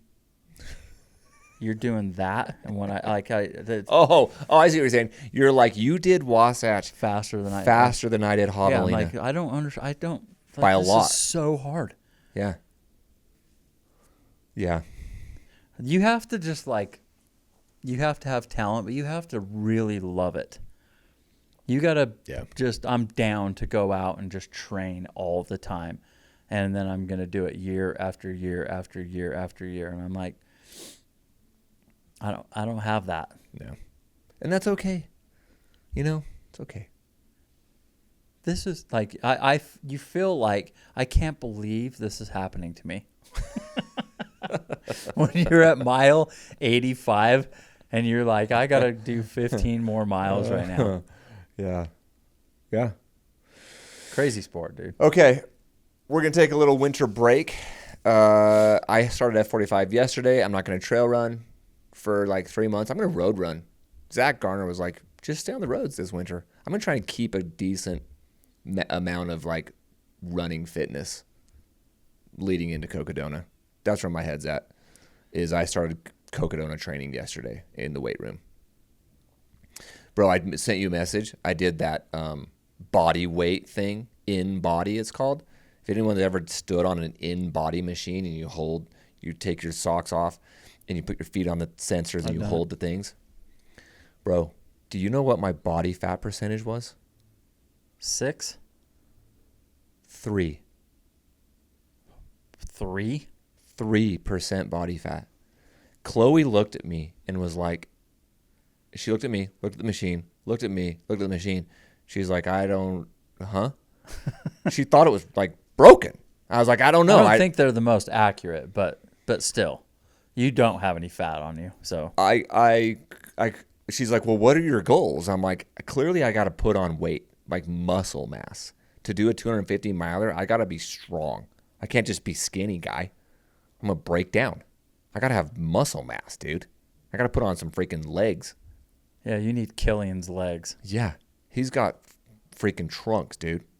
He's strong. You ain't getting that shit in a winter. I haven't gotten it in a lifetime. No. I have tried to put weight on, muscle on my whole life. I will put on about 15 pounds this winter. Are you going to Which will be mostly muscle. Are you going to go back to like just beef patties? Are you Steroids? Sure. I think it's time to start doping if I really want to compete. Are you just going to eat whatever you want, or are you going to just eat burgers again? No, I've got protein goals and weight gain goals but muscle gain. Every winter I get up to really close to 180. I think my goal is to crack 180. So I don't know if I'm going to go creatine, if I'm going to go something to put on like lean weight. I don't know. I got to put on some weight, like strength weight. Got to get stronger. You got to lift heavy. I got to lift heavy. and I got to try to keep the running. So I got to tap into my Mike, McKnight, and Truett Haynes. Like, I got to tap in. They're so strong. Strong and fast. So, yeah. So for us, for the next aid station for winter, for the last 3 seasons, we just take the winter off. So so what I'm going to do for my fitness is I'm not taking it off. I don't think we take off much time with next aid station. We just keep rolling. Maybe we go every other week format for winter, for at least like December, January, every other week. But we got TRE in December. I want to cover the lotteries. I want to cover like UROY, the Ultra Runner of the Year awards. Break those down. Maybe we give out our own awards, you know? Yeah. That was fun last year. Yeah. We got Hurt in January. We got Black Canyon in February, and then we're off and running. But I think we're gonna let the people speak, you know? I think they want us to keep cranking. That's what I got out of Javelina. I was like, dude, you guys got to keep putting stuff out every week. I had a number of those. Okay. So we'll be in studio, keep giving you everything we can. As long as we're having fun. All right. Messages, notes, comments. These are YouTube? These first 2 comments are comments that I got on my post. I did a post-race post. Here's the first one from Trail Billy Tales. Congrats, McNugget. Signing up for DC Peaks just because of this. Because of what? Because you did the 100-miler. He's going to do DC Peaks? Because you did the 100-miler. Let's go. I hope Camille fulfilled her promise to dance with you somewhere along the way. She did not. I did not see her. We didn't see her. But she was there. Is he really going to do DC Peaks? Come on. Come on. Trail Billy Tales. Get in there. That's awesome. Here's a second one from that post. R. Marty, 1974. Congratulations. You are a prime example of teamwork and support in making big things happen. Can't wait to hear the recap. This is so inspiring, making me want to go after that 100. Okay. Bro, you are inspiring people. Let's go. I love that comment because he said what I opened with. Teamwork. You were pushing that off on me, but I'm like, no, dude. I'm not Mr. Just show up and do that by myself. Yeah, we had a great team. Great team. We got it done. Good comment. Okay, here's a couple comments from Camille's YouTube that went up yesterday. From our YouTube, the video? From our show with Camille. Lots of comments rolling in there. Camille, let's see, at Arthur Anderson 4174. Damn, she's so much cooler than imagined I had of her. Than image I had of her. Sorry. So basically, she's so much cooler. Okay. At KP Kelly, I did not have the next aid station boys becoming Camille fanboys on my 2025 bingo card. No. I think both of those comments were true for us. Yeah. Like, so much cooler in person. I love that you go, as my mom would say, you're a hoot. Because she is, bro. She is a hoot. That's a perfect way to describe her. Because I'm like, look, I'll get along with you. And, you know, at some point when I'm like, I don't think I'll ever have a beer with her. Maybe I said that. I would hang out with her. But I don't align with her on all the rules and but that's the way that she's wired. She is wired so uniquely that it makes me become a bigger fan of her. I also can see how easy it is for everyone in trail to troll her. Yeah, for sure. She is like just so easy to troll and like just go at. It made me, a totally different opinion of her. We've trolled her. Yeah, we have laughed. This is why I wanted Candace to come on here and talk to you, mostly you, because in business, in my life, if people are communicating through text, they're going at each other in G chats on email. I'm like, it's a terrible way to communicate. If you're communicating through social media, it's a terrible way to communicate. This is going to spiral down. Yeah, it takes go to lunch, one conversation where you actually talk to them as a person. And it, not always, but it helps a lot. In general, people are good. It'd be squashed. Yeah. We'd be fine. Like we have differences, but we're cool. Like we're nice. Like we like to bring it a little bit, but we're cool. It took a conversation. Camille drove 2.5 hours to come meet with us, and it took a conversation. And we totally have different opinion of her. I still think she's wild in a lot of ways. She's out there. I'm like, I don't align with a lot of that stuff, but I don't care. Bro, the number of one-liners that she gave us were just gold. If you haven't listened to that podcast, you are just missing out. Yeah. Like, I can't believe there are multiple podcasts, dude, that are supposedly bigger than ours that have not been able to land her. They've been trying to get her on the show for 2-3 years on other shows that have way bigger followings, and she doesn't go. She ignores them. She ghosts them. Hey, you're like, oh, I just asked. And everyone's coming up to me at the Javelina headquarters. Dude, bro, how did you get her on? No way. I'm like, I just asked her, bro. I mean, I had my lawyers talk to her lawyers and had a conditions of questions. We got a separate tent for her. Yeah, we had a separate tent. We made sure that she was, safe and away from, all of that. And I just asked her. And she was like, yeah, I'm in. And now we're literally friends. Like, we text, bro. And we're just cool. Yeah.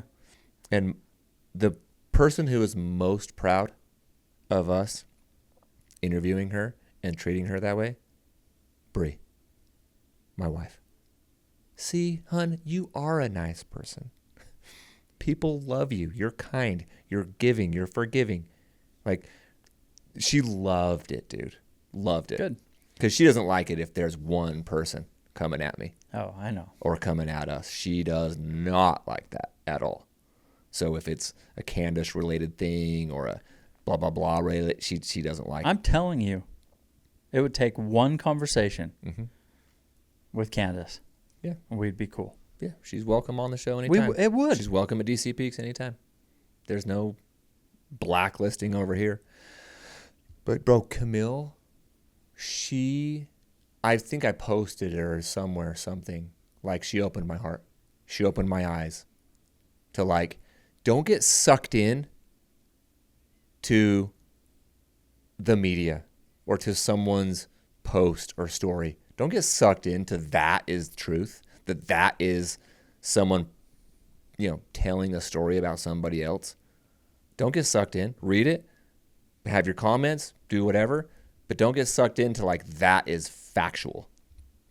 And that opened my eyes, dude. Even things that she said to us where I'm just like, oh, wow. Bro. I don't know. Okay. I am a sports whistleblower. I was internally dying. Exact words were, I self-identify as a sports whistleblower. Okay. That's just gold. That line is gold. I couldn't be more opposite of that. Same. And I'm like, the whole Wikipedia thing, I'm like, you're just smashing your own case right now. Oh. But I'm like, you're here and you're a human being and we're talking and we're cool. I will say too, meeting her in person was very eye-opening because it's everything that people give her shit for is, like, obviously a result of her hyperfixation. Like, it's a result of the autism ADHD. Yeah. Like, it's so obvious. It's so obvious when you meet her in person, and I think people need to chill. She's very nice. She's nice, and obviously there's I don't think she has there. A mean bone, ill intent bone in her body. You can just picture. I don't think she You does. can picture. I know autistic people, not a ton, but where they're just like, you didn't follow the rules. You didn't follow the rules. Like, and that just sends them on a tailspin. Mm-hmm. And I'm like, you're doing this. Mm-hmm. There are rules in place, and you didn't follow the rules. And they will just obsess with that. Like, I can picture them. Bro. And pushing back on her is just throwing gasoline on the fire. She said she's on the rules committee. To your point, I couldn't be more different. You're a sports whistleblower on the rules committee. Those words don't even exist in my brain or in my DNA, but that is like her to a it's T. her world. But and I'm like, cool, she's but like, we're friends. Yep. She's like, but I'm world record holder. You're not. So, Great. but I asked her, and it's not that. That is not the reason why she does that. It's not because she's a world record holder and somebody might be messing with that. She said, I have always been like that. So that is probably some of that autism. She said that's part of her traits, part of her character traits. Yeah, like that's just who she is. Like there's a rule in place and you didn't follow it. And I've seen it maybe in movies or something where they're like rocking back and forth. They're tripping because you didn't follow the procedure. That is the procedure and you didn't follow it. And I'm losing my mind because of it. Bro, remember in Rain Man where he's rocking back and forth and he's freaking out about. Yeah, that's like way different level. But yeah. But there's a gradient. But a spectrum? There's a spectrum, obviously. Yes. You're on the spectrum at some level, and that it'll drive them into into crazy. Yeah. Yeah, I feel you on that. Like getting to know her, she's super nice. She's been messaging me. Mm-hmm. I'm like, I don't want to pile on. I'm not going to be mean to her. Dude, I'm not going to be mean to her, dude. When she was so kind to us. When Tara was breaking the record, you know how many people were talking about Camille and her record and Wikipedia, she's going to change it, all this just stuff. I'm reading all this like, wow, this is like everyone piling on. And out of everyone in the world that to come to her defense, it's going to be the next aid station guys. Everyone's like, hang on a second. He didn't have us on the bingo card on his bingo 2025 but card. What do you want us to do? So we have her come on. We meet with her. We still don't agree with a ton of things that she does, but you guys challenged her. You pressed her on things and didn't just take it for face value. Like if she answered, you were like, well, like then how can you be here at Javelina if you get overstimulated in the tent cities of these 24-hour races? Like it's kind of the same thing. And she had to answer that. Like you pressed her on it. Yeah. So, but I'm like, but what are we gonna do? We're just going to then we would really be mean people. It'd be like, see, you're not just banter. You're not just teasing. You were in front of her and you still brought it.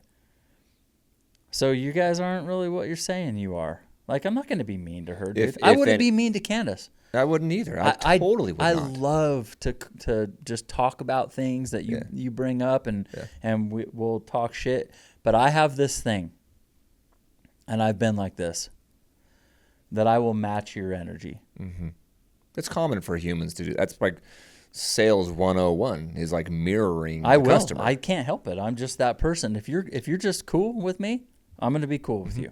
If you banter with me, you want to make fun of me because I've never met my dad, cool.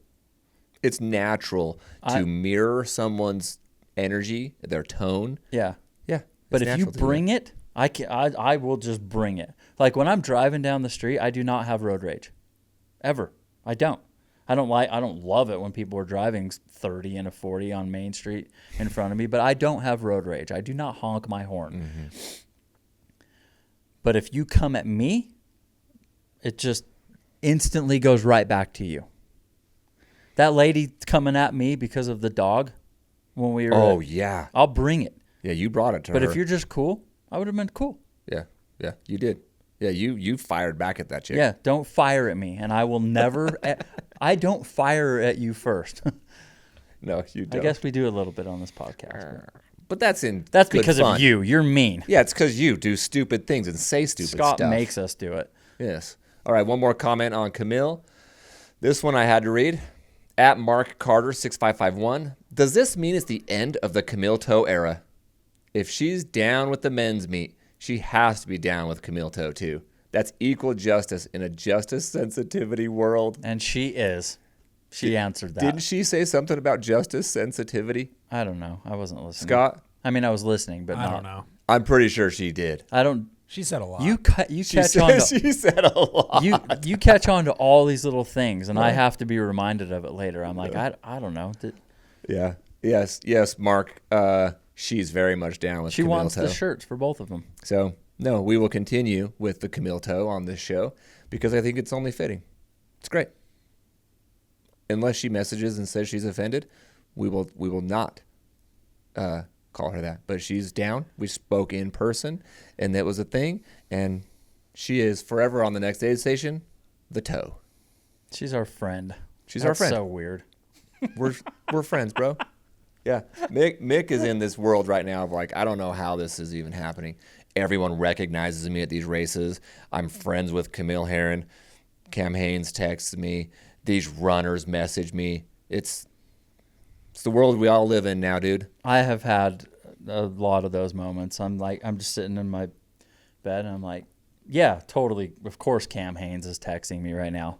Yeah, what the hell? Of course YouTube is sending us checks for our views and listens. Yeah, Thank you, everybody. It's weird because I'm just me. Bro, we're selling swag off the freaking shelf right now. I'm blown away. Every day it's What's selling the most? the men's meat. The meat. The meat, bro. The meat cannot stay stocked. It is like, You cannot shelf that meat. no, I can't shelf the meat. There's not enough room in the freezer for the meat. There's not enough room in your box for my meat. I already know that. Whoa. The meat is going What do you crazy. mean? What? The meat's going crazy. Airtight, dude. Dude, I don't even have a meat shirt. I need a here for the men's meat shirt. I think I can get you one if you put an order in. Do you have one? I don't have a men's meat shirt. No, I have the offended guy. Offended guy. You know what I I'm find gonna get- interesting, bro? Some people literally will tell us, I can't what I was just about wear to- the. You were about to say that? I was just about to go, I can't even wear. I'm like, yes, you can. Oh, so it's your livelihood. Who cares? I really can't wear the men's meat. I'll take an offended guy. Okay, that's cool. Be you, bro. That's fine. Imagine wearing a men's meat shirt around Scottsdale with another dude. Bro, we checked into the hotel room, Scott and I, you don't even know this. We checked into a hotel room that was a king bed only in a suite. Oh, Scott and two I, of us. wait, what? Scott and I checked into we had a hotel room for the first night because you didn't have the Airbnb till Friday. Thursday night, Scott and I check into a hotel room. Right after Jake just slammed 4 dogs. I had just slammed. yeah. I deep throat 4 dogs, and we roll into the hotel, and they're like ID, and I give them my ID, and they're like, he looks at me and goes, 1 king, and I look at Scott and I go, yes, and I'm wearing here for the men's meat shirt. You just rolled with it? Why did you say yes? Just to be funny? No, that's what we rolled in. Well, why didn't you tell her no? I need 2. That they didn't have it available. Bree booked had it. Bree's like, it's the only room pull-up available. I checked like 10 hotels in the area. So wait, hang on. They're all booked. Did you guys sleep in the same bed? It was the king suite. The suite had like a big couch area. And so Scott slept on the couch and I slept in the king bed. But as far as that guy knew, he was checking in 2 gay dudes. Oh, yeah. That Hey, were gay dudes are loving the men's meat shirt. They're loving That's it. a fact. It's a fact, dude. I'm shipping more of these to San Francisco than anywhere else in the country. Okay, that's a joke. But I'm shipping the men's meat out like crazy. And we checked into You're shipping the men's meat out to all these gay guys. Get that on a clip. It's so great, dude. Why- They're messaging me literally saying, I want all of them. Give me all these shirts. I know. It's great. Why I'm didn't so you, happy. Why didn't you sleep in the king-size bed? Plenty of room in there. Well, I kind of like set my stuff down. I was about to hop in. Jake's like, what are you doing, bro? I was like, at least turn the lights off. This is awkward. I don't know you that well. I'll get to know you. No, I slept on the couch. Why? I wasn't there for the men's meet. Dude. I wasn't there for that meet. Because you were scared that I was going to call you gay. He wasn't here for the meet. Yes, he was. I was there for offended guy. You slept on the couch at our Airbnb too. I slept on the couch 3 nights, dude. Dude, so all day I'm wearing the men's meet shirt. Scott and we get on the plane together. We go to the hotel together. We go out to eat lunch together. We go eat dinner together. I'm rocking the men's meet. You got to have a certain level of confidence to rock the men's meet, and I'm stoked. Bro, we got women ordering it. One dude ordered, he's like, hey, man, I need an XL men's meet shirt for my wife. I was like, let's get it, dog. An XL? Yeah. Big girl. Or throwback. Or dude, you're speaking of your boys, they sang probably 100 times that song. Big back, big back. I didn't even know what that was. Big backs. I was eating something that I probably shouldn't have been, like some pumpkin pie cheesecake from Costco, and my son's like, when I went to get some, he called me big back. But I didn't even know what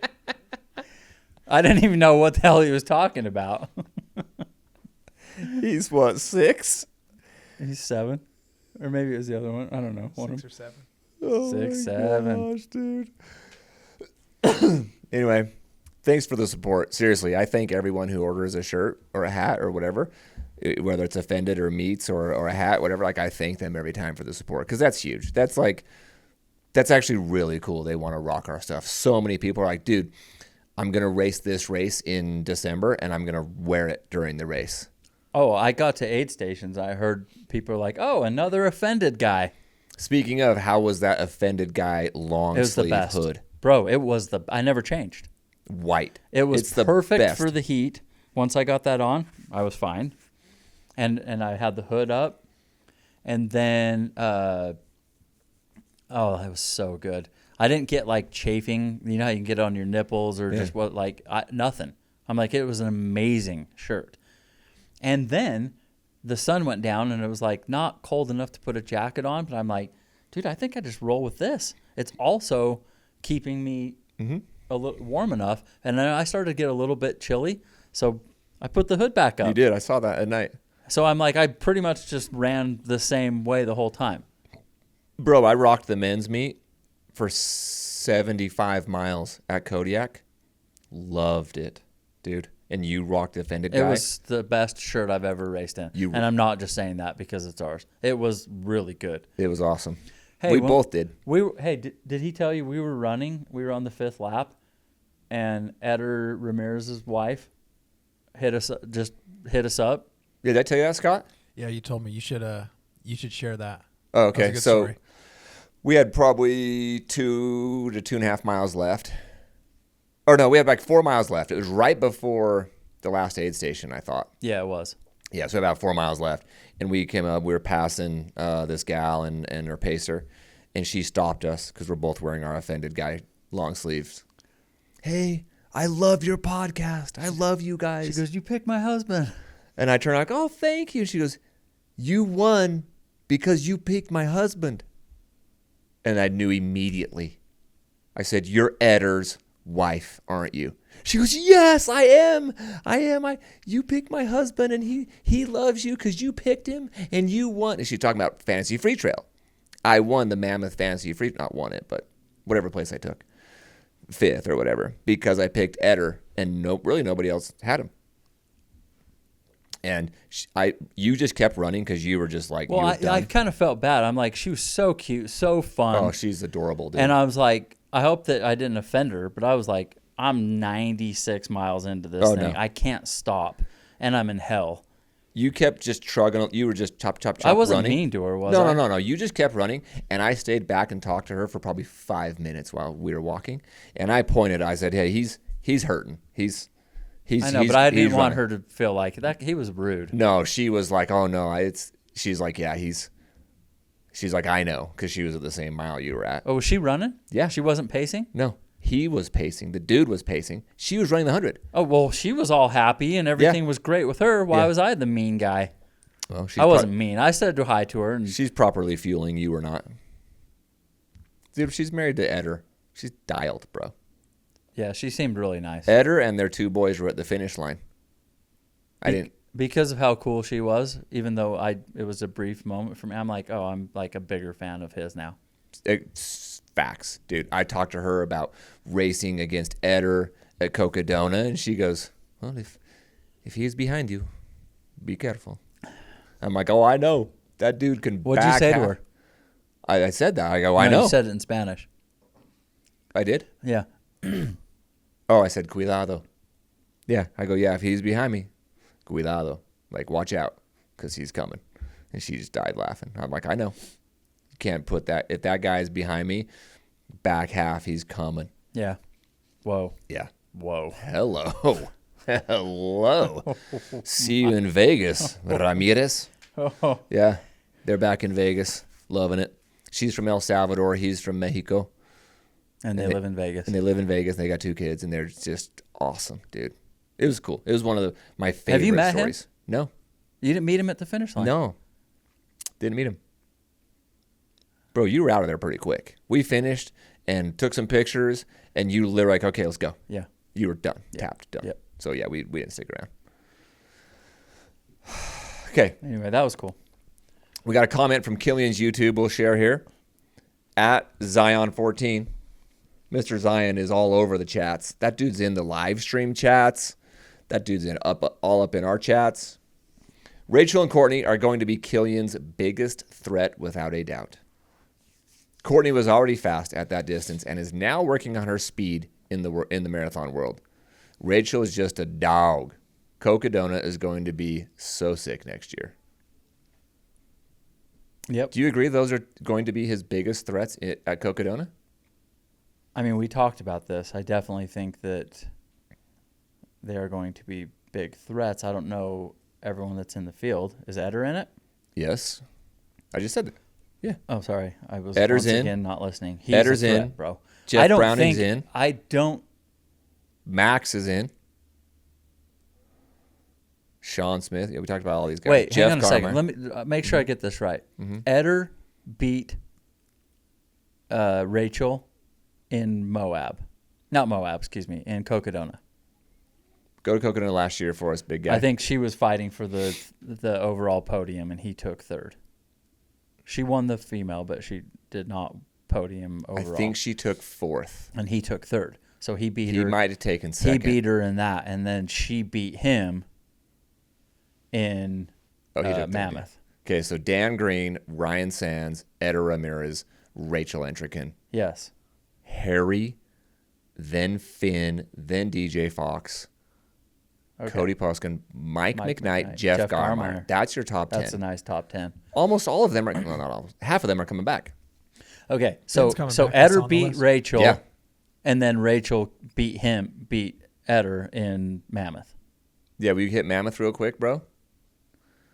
Mammoth went Jimmy, Rachel, Max, Eder. I think Eder took 3rd there as well. He might have taken 2nd. He might have beat. Okay, Mammoth 200. He took Jimmy, third, bro. Rachel, Eder, Max. Because I was in the live chats saying Eder will pass Max. And everybody in the chats was like, you're crazy. No, he's not. Max might catch Jimmy. And I was talking to his wife, to Eder's wife, on the race. And I said, did you watch the live stream and read the chats? I go, I was defending and promoting Eder that he was going to pass Max. And she's like, oh, yeah. I watched all of it and read all of your comments. Dude, he kind of smashed him. That's not close. He beat him by 3.5 hours. Yeah. I mean, I know over 200 miles, but Sure. that's not close. Because Eder closed like a freaking madman, dude. 3.5 hours. No. Yeah, that's not close. That's like a full 20-mile segment. 15 miles, Yeah. probably. Okay, Yeah. so I would say that Rachel, Eder, Courtney. Killian. Well, no, it's who is Killian's biggest threats. Yeah. I don't know. I mean, Max is good. I just head to head. I could be wrong. been wrong many times. Head to head, I don't really ever see Max beating Killian. So I'm not looking at him like this big threat to Killian. I tend to agree. He's awesome. He's great. He's great. He's a great runner. Yes, he is. I'm comparing him to Killian right now. Mm-hmm. And I'm based on that comment. Yeah. Jeff Browning. Yeah, Jeff Browning is someone to... And he's local, and he has ran it. Yeah, you need to pay attention to Jeff Browning if he's in the race, bro.